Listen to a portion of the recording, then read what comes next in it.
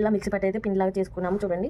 ఇలా వేపుకున్న పప్పులన్నీ అయితే మిక్సీ పట్టేసుకున్నాం. ఇప్పుడైతే ఉగ్గిలో ప్రిపేర్ చేసి అయితే పిల్లలు పెట్టండి. చాలా అంటే చాలా హెల్దీ ఉంటారు. 1 year నుండి 5 years పిల్లలు పెట్టచ్చు. చాలా అంటే చాలా బాగా టేస్టీ ఉంటుంది.